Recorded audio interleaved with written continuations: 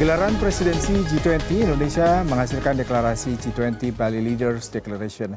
Hasil akhir pertemuan G20 ini tidak lepas dari peran para negosiator yang berkomunikasi dan melobi perwakilan negara-negara G20 agar tercipta kata sepakat di tengah tingginya tensi geopolitik dunia.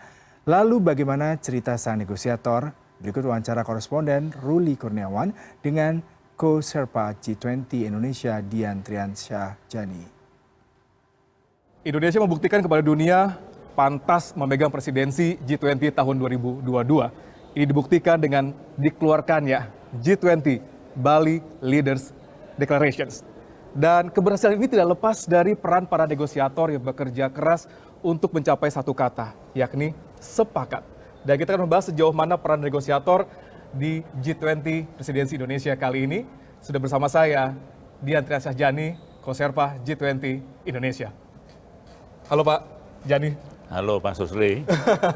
Sehat ya Pak? Alhamdulillah. Sudah berapa hari tidak tidur Pak? Lumayan, lama juga. Tidur cuma sebentar-sebentar. Baik, Pak, kalau kita melihat situasi ataupun video yang kita lihat sama-sama di sini Pak disiarkan secara langsung, Pak Jani selalu bersama dengan Pak Jokowi, dengan Bu Retno dan juga Bu Sri Mulyani di ruangan di mana para kepala negara, kepala pemerintahan dan juga wakil delegasi hadir di sana untuk berdiskusi untuk mencapai apa yang diinginkan sama-sama, yaitu deklarasi. Bisa Anda gambarkan sedikit Pak Dubes, kira-kira seperti apa suasana di dalam ruangan itu Pak? Suasananya seperti suatu pertemuan KTT lainnya tentunya. Dan ini kan pertemuan di antara para kepala negara. Dan ya dalam suatu ruangan yang memang benar-benar memungkinkan terjadi diskusi. Baik. Jadi memang it's just like a normal ada summit. tension yang terjadi Pak di dalam ruangan Pak. Misalnya ketika ada video dari Presiden Ukraina gitu ketika ditampilkan gitu Pak. Wah, ya seperti suatu KTT lah, di mana-mana tentu ada pandangan-pandangan yang disampaikan. Baik, jadi tidak ada yang kira-kira ya, Pak. khas dari diplomat. Baik, Pak Jani, kalau kita melihat Bu Retno sering kali mengungkapkan, menyatakan bahwa posisi Indonesia itu sulit sebenarnya Pak. Gitu. Nah kalau dari sisi Anda yang memang menggawangi dari awal G20 Indonesia di Februari hingga saat ini Pak, bahkan dari sebelumnya ketika serah terima dari Italia, kesulitan apa sebenarnya yang paling dirasakan Pak? Ya, sebenarnya kita mengambil tampuk kepemimpinan G20 pada masa-masa yang diliputi oleh krisis yang multidimensional. Di sini kita belum sepenuhnya recover dari COVID-19, terus juga terdapat supply chain disruption, dan ada lagi peristiwa Ukraina ini. Ini membuat sulit lagi, mempengaruhi pangan dunia, mempengaruhi energi. Jadi ini semua kompleksitas masalahnya menimbulkan kesulitan dalam mencapai kesepakatan-kesepakatan, terutama di antara pihak-pihak yang tentunya mempunyai posisi yang sangat berbeda. And it's real, dan Indonesia diharapkan untuk dapat menjembatani perbedaan-perbedaan tersebut. Baik. Kalau saya boleh bertanya sedikit Pak, dari sekian banyak beberapa pilar ataupun tema yang diangkat di sini Pak, kita ada pangan di sana, ada energi di sana, ada digital transformasi di sana. Dari sekian banyak topik yang dibahas dan diangkat di G20 Indonesia, mana topik yang bisa dikatakan sulit untuk dilakukan negosiasi di sana Pak? Ya, semua topik tentunya ada kesulitannya masing-masing ya. Tapi yang pasti adalah kita diharapkan G20 ini sebagai suatu forum yang dianggap sebagai the premier forum for international cooperation dan didirikan sebagai respon terhadap global crisis. Mulai berdirinya G20 adalah respon terhadap global crisis tahun 98, terus tahun 2008. Nah, apalagi sekarang ini krisisnya bukan cuma satu krisis, dan multiple crisis. So, contohnya masalah energi. Energi kita mesti menjawab pertanyaan kekurangan energi, meningkatnya harga-harga energi, pangan, terdapat kekurangan pangan. Dan tentunya yang lebih sulit juga adalah untuk banyak negara berkembang, pencapaian target-target Sustainable Development Goal ini ya tentunya akan semakin sulit dicapai.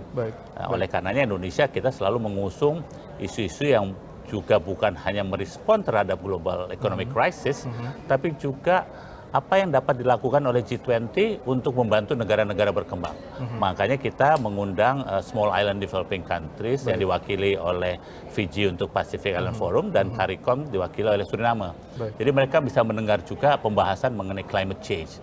Climate change bukan isu yang gampang, karena kita diharapkan untuk mencapai target-target yang ditentukan dalam Paris Agreement, di Glasgow juga. Jadi banyak kompleksitasnya.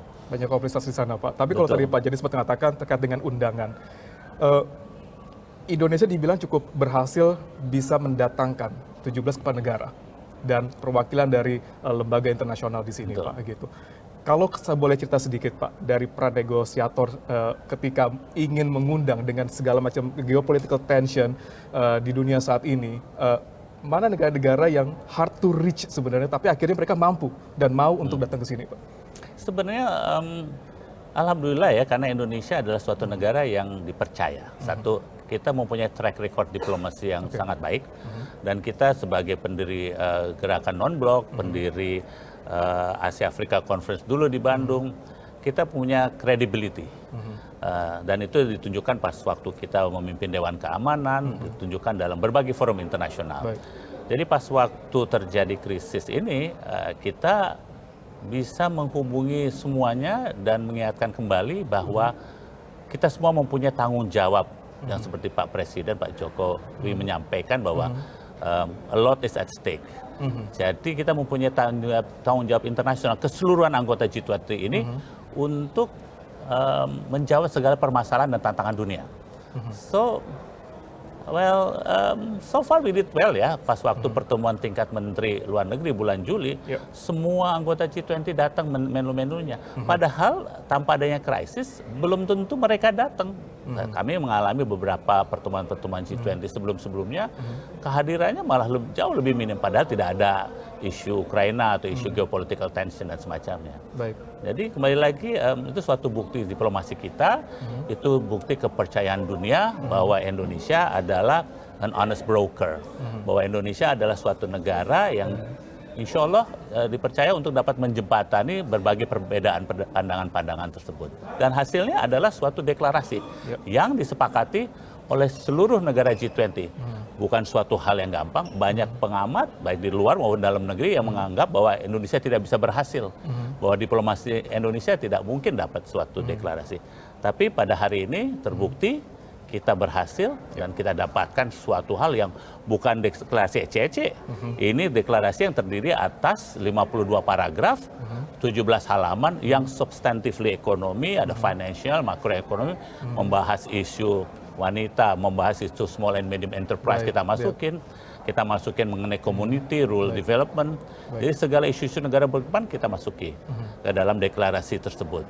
So I think we did not bad ya Mas Ruli ya. Baik, we did not do something wrong. Akhirnya tercipta ini semua. Baik, Pak Jani, Anda menjadi duta besar dan juga tetap di PBB pada waktu itu, dan juga pasti banyak sekali negosiasi, lobby-lobby dengan para wakil delegasi atau kepala negara yang lain.